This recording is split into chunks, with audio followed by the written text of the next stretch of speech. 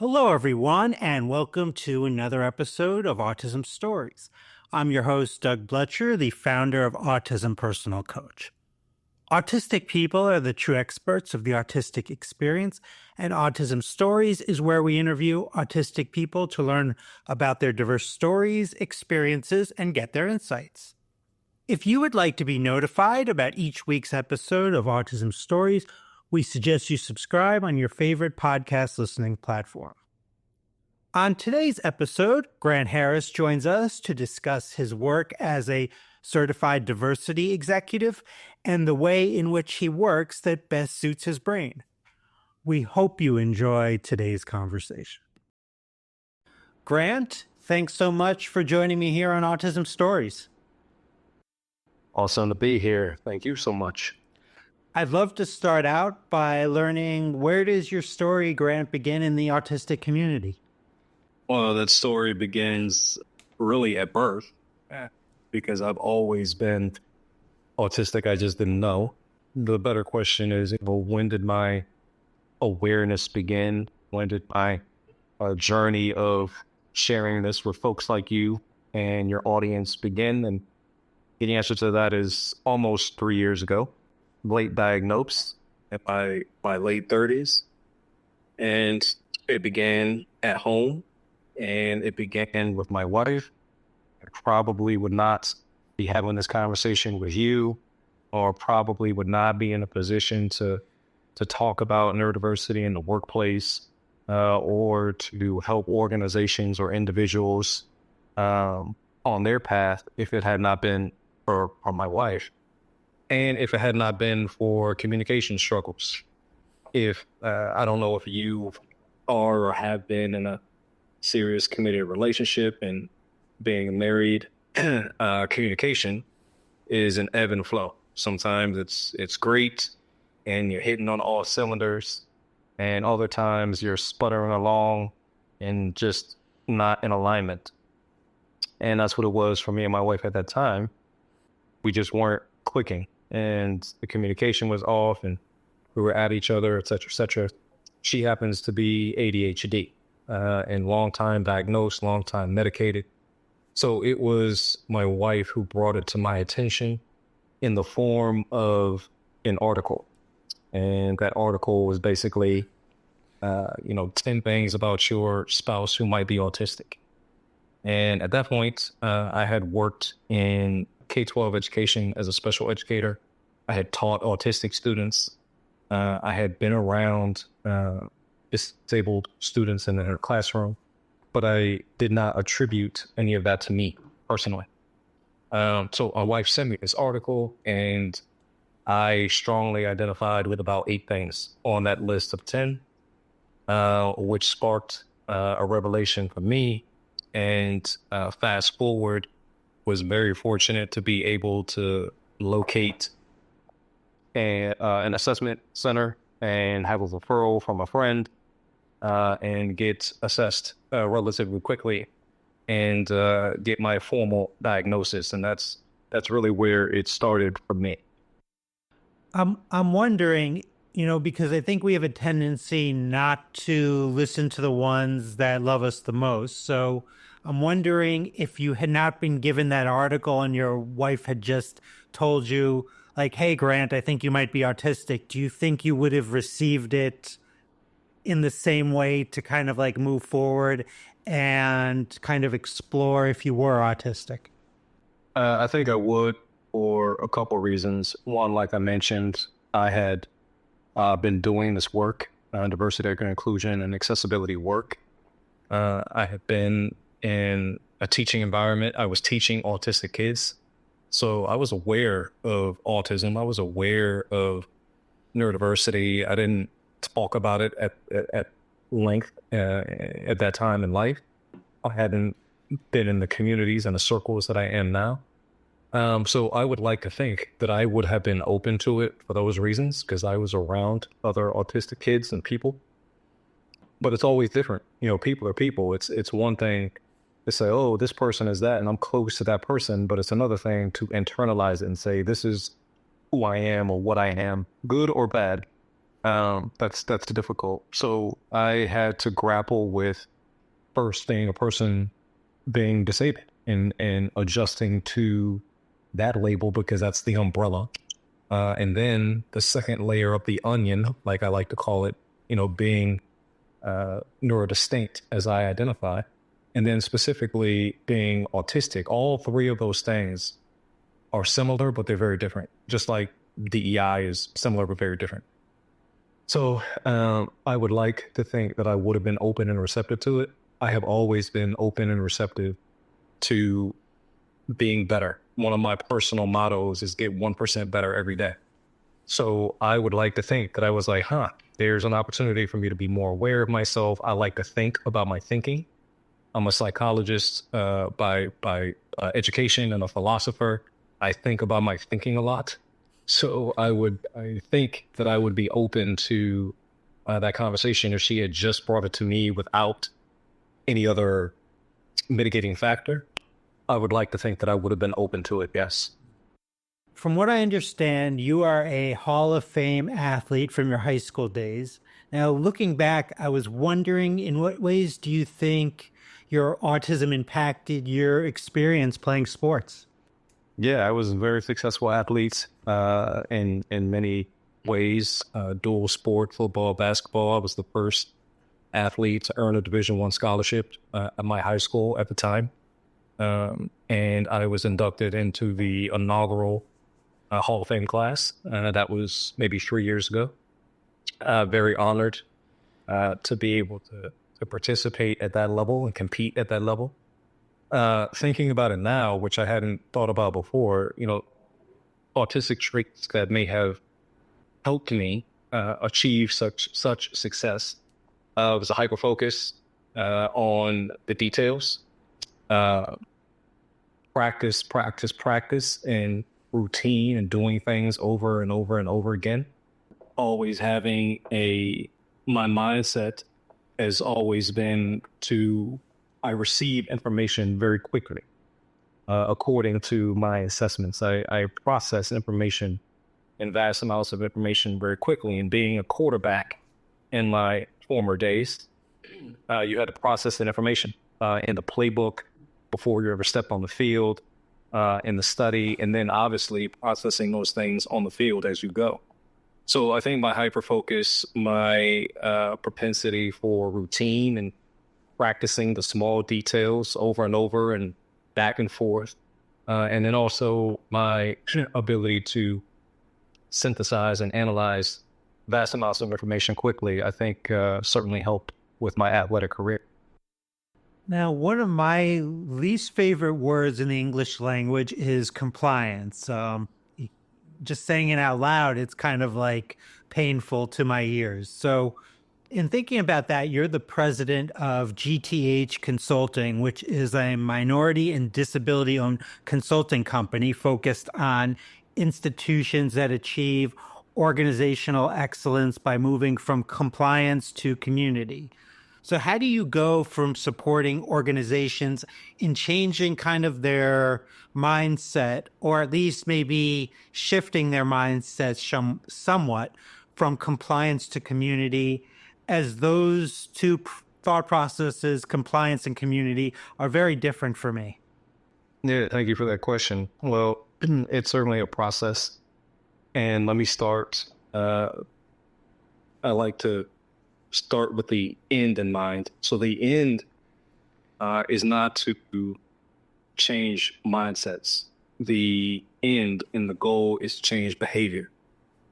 Because a philosopher over here, I cannot, Doug, if you grew up and your father and your brother and your aunt and your grandmother all told you that the sky is purple, like all of your life, there's not much that I can do and we just met to be like, hey, Doug, well, sorry to tell you, but the sky is blue. Like, I can't convince you of that at all from a mindset shift when you have lived your life and everyone around you and your entire culture have told you A versus B, whatever that may be.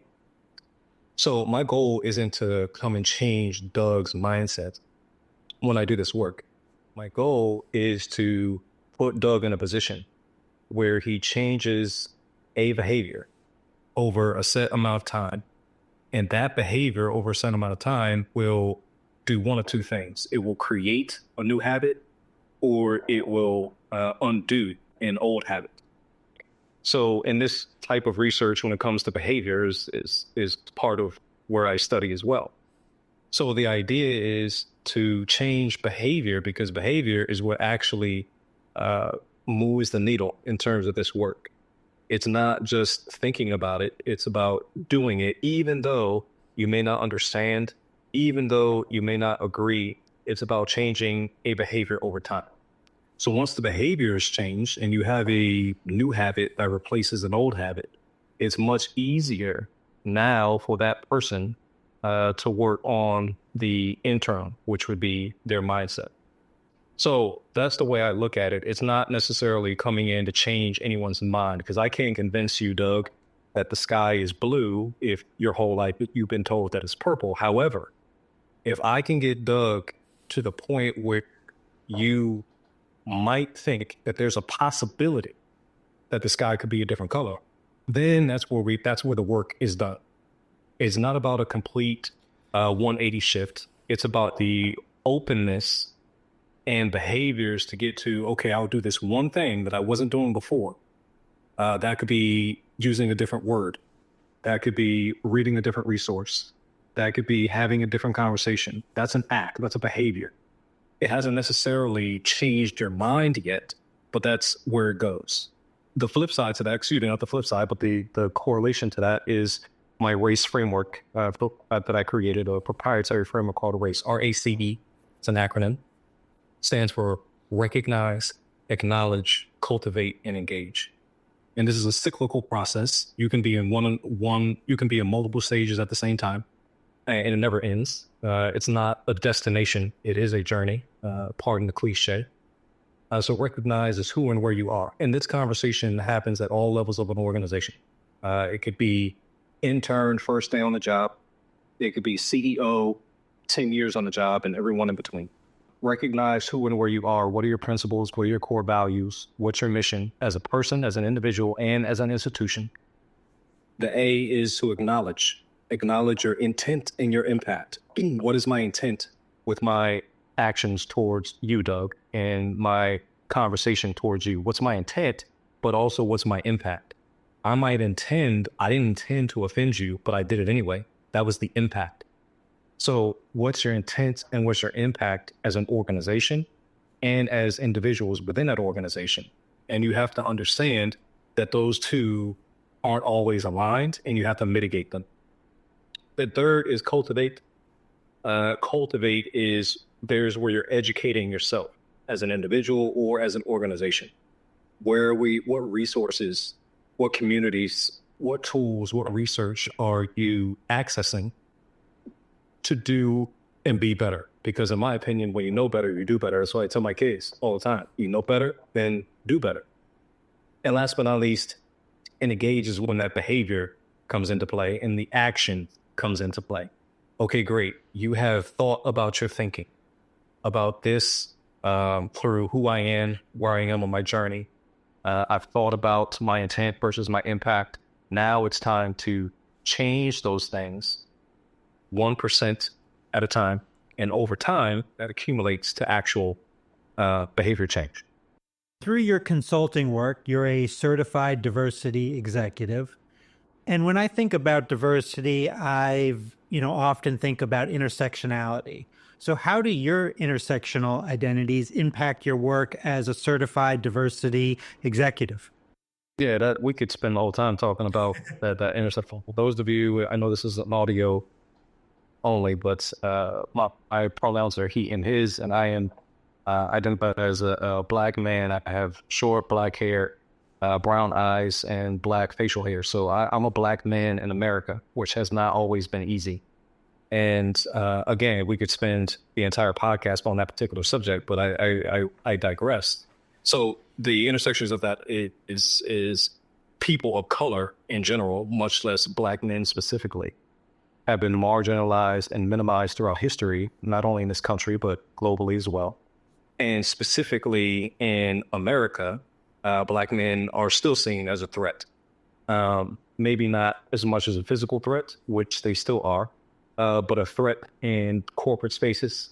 They're seen as a threat to leadership. They're seen as a threat to the status quo. I have been in many situations where bringing ideas and being innovative, coming up with new and different ways of being and working, had me pigeonholed as a quote unquote bull in a china shop. Now, I'm not saying that every one of my ideas should be accepted and should be on a pedestal. I'm not saying that at all. I'm not saying all my ideas are great and right.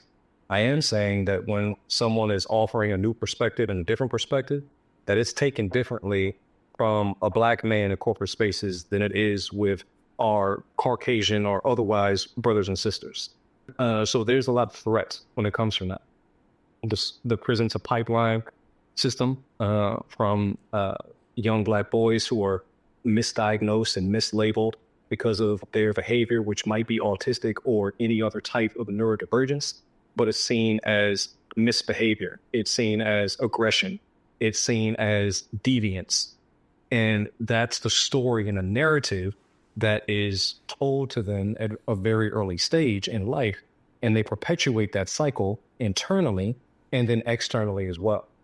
So fortunately, I didn't have those negative experiences with law enforcement or otherwise, but I did have those negative experiences socially and in corporate spaces and the workplace by being seen as a threat. Now, no one says that distinctly and directly, but you can feel that with the dynamics that come in with cultural workplaces. So that's a little bit of how the intersectionality has affected me personally, but also how it affects other Black men in corporate spaces and places who describe themselves as not only autistic, but neurodivergent as well. I read that you support organizations to navigate neurodiversity from the boardroom to the mailroom.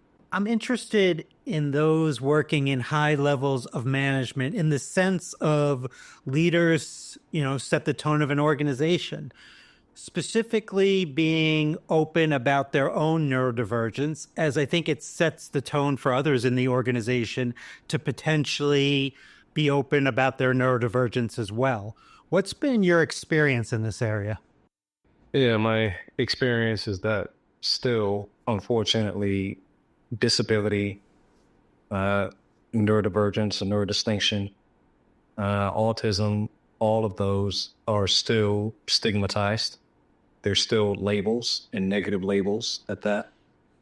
And it is few and far between the corporate executive leader who probably scraped and clawed their way to that position in many ways, shapes, or forms, and who, as a human, because we all are, masked at some point in time in order to get there, meaning they withheld who they were internally, physically, emotionally, or spiritually. And many leaders are fearful of coming out, so to speak, with being neurodistinct. That's unfortunate. There is a popular statistic that 25% of Fortune 500 CEOs identify as neurodivergent or specifically dyslexic, but they only talk about that in private circles. Most of their stakeholders or constituents would not know that because they have to be seen as Teflon Don, this kind of, I made it here, I'm at the top of the mountain.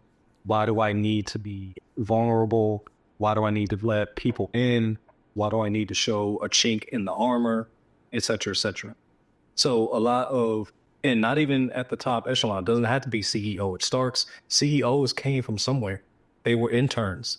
They were managers. They were hiring managers.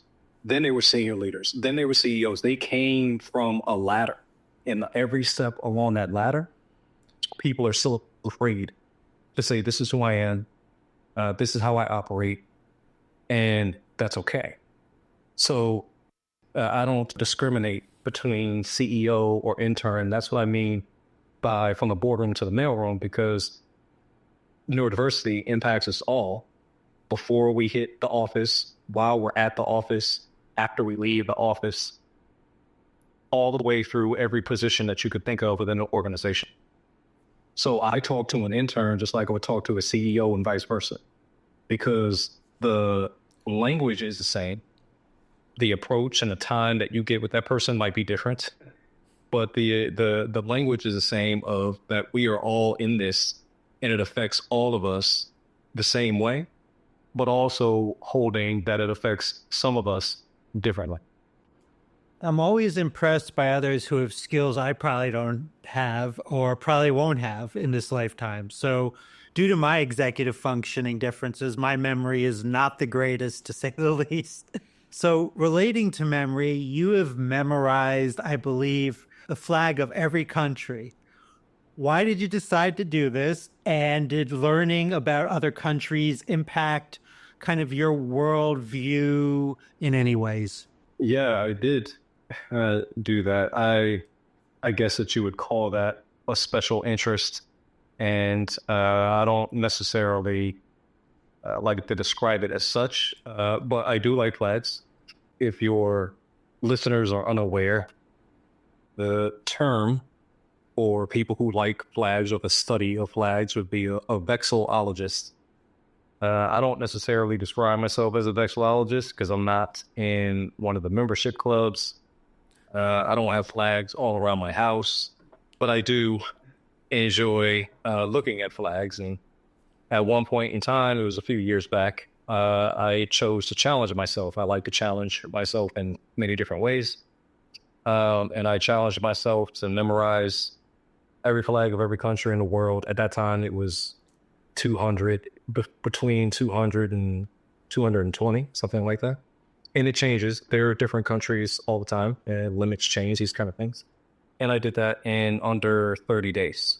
And that lent itself to the way that I like to operate. I batch things. I do things in batches. I work in a focus time environment. I do it for X amount of time, and I take breaks. I use lots of timers. So it just lent itself to my natural way of absorbing information. And this was working full time, having kids and a family. It wasn't like I was just relaxing in my office, twiddling my thumbs and decided to do this and had all the time in the world. I have other responsibilities, running business, all this kind of thing. But it interests me and I like to challenge myself. And I was able to do that at the time. I could have gotten 90% accuracy if you showed me any flag in the world.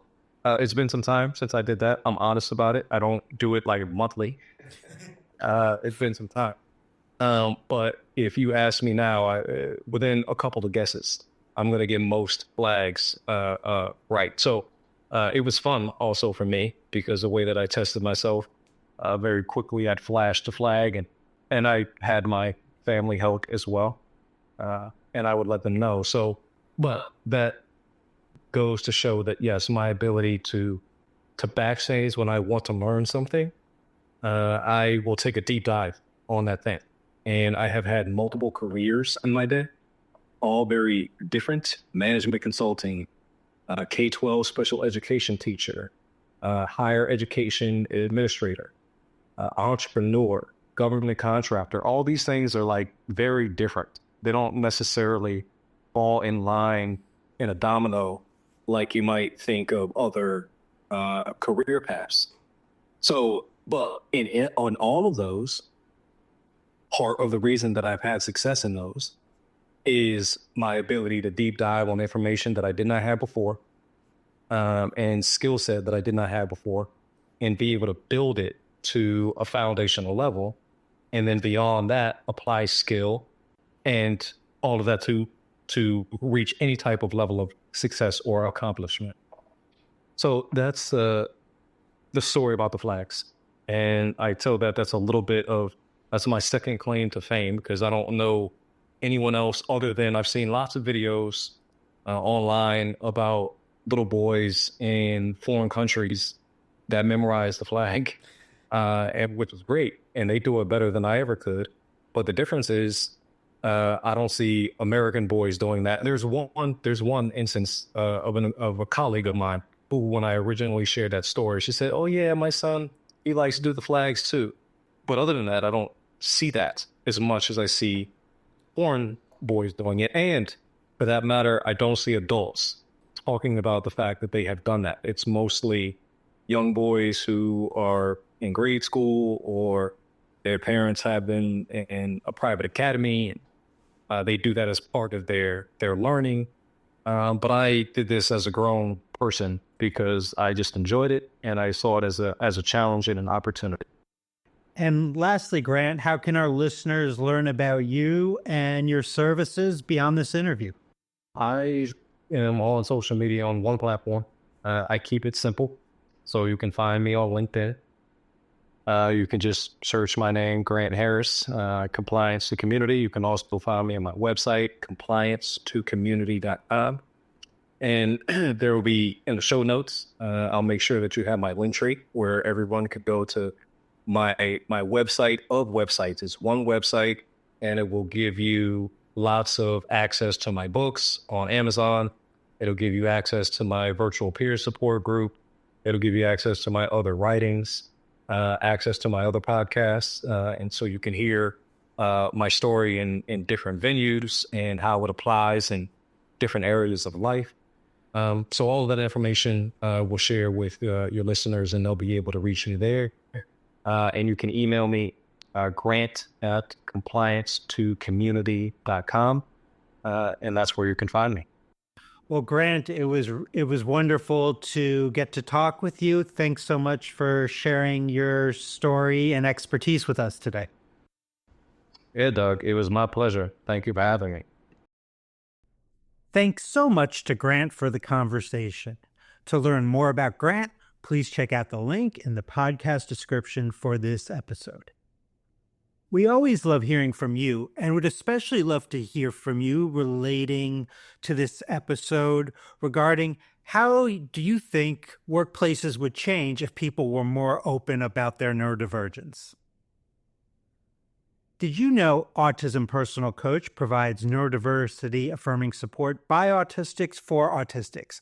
We empower autistic adults and teens to be the best version of their authentic selves through customized life coaching and community groups.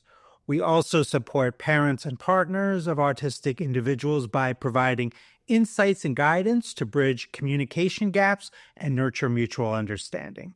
So please visit autismpersonalcoach.com to begin your experience of judgment-free coaching rooted in empathy, expertise, and respect for autistic identity. Until next time, I'm Doug Bletcher of Autism Personal Coach. Talk to you then.